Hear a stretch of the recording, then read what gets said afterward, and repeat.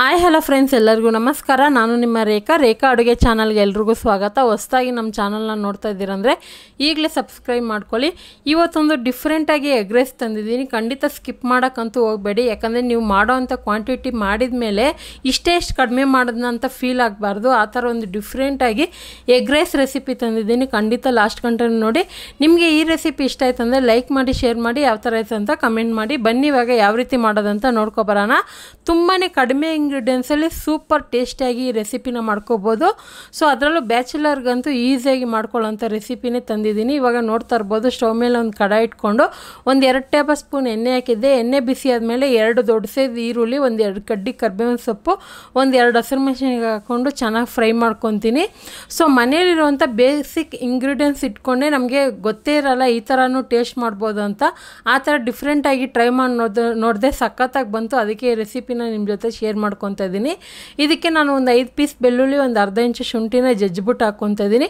ನಿಮ್ಮ ಹತ್ರ ಶುಂಠಿ ಬೆಳ್ಳುಳ್ಳಿ ಪೇಸ್ಟ್ ಇದ್ದರೆ ಅದನ್ನು ಹಾಕ್ಕೋಬೋದು. ನಾನು ಮನೇಲಿ ಖಾಲಿಯಾಗಿತ್ತು, ಹಂಗಾಗಿ ಬೆಳ್ಳುಳ್ಳಿ ಶುಂಠಿನ ಜಜ್ಜಿಬಿಟ್ಟು ಹಾಕ್ಕೊತಾ ಇದ್ದೀನಿ. ಇದನ್ನು ಚೆನ್ನಾಗಿ ಫ್ರೈ ಮಾಡ್ಕೊಳ್ಳೋಣ.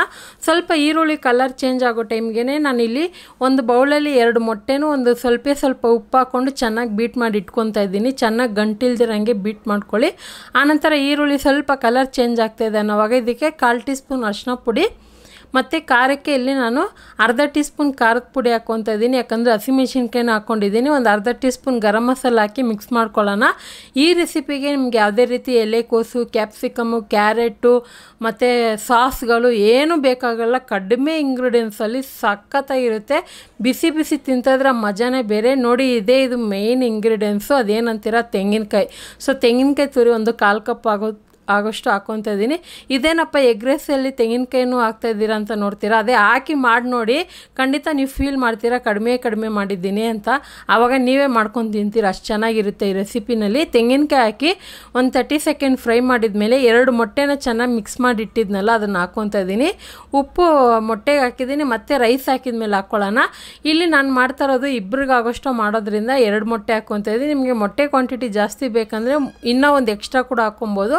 ಇದನ್ನು ಐ ಫ್ಲೇಮಲ್ಲಿ ಇಟ್ಕೊಂಡು ಹಂಗೆ ಸ್ವಲ್ಪ ಸೌಟಿಂದ ಒಂದು 30 ಸೆಕೆಂಡ್ ಗ್ಯಾಪ್ ಕೊಟ್ಟು ಚೆನ್ನಾಗಿ ಮಿಕ್ಸ್ ಮಾಡ್ಕೊಳ್ಳೋಣ. ಸ್ವಲ್ಪ ಇದು ನಮಗೆ ಪಲ್ಯ ಥರ ಆಗಬೇಕು.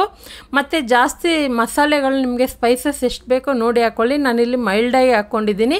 ಇನ್ನೊಂದು ಏನಂದರೆ, ಈ ರೆಸಿಪಿ ಮಾಡಿದಾಗ ನೀವು ಜಾಸ್ತಿ ರೈಸ್ ಹಾಕೋಕ್ಕೆ ಹೋಗಬೇಡಿ, ಕಡಿಮೆನೇ ರೈಸ್ ಹಾಕ್ಕೊಳ್ಳಿ.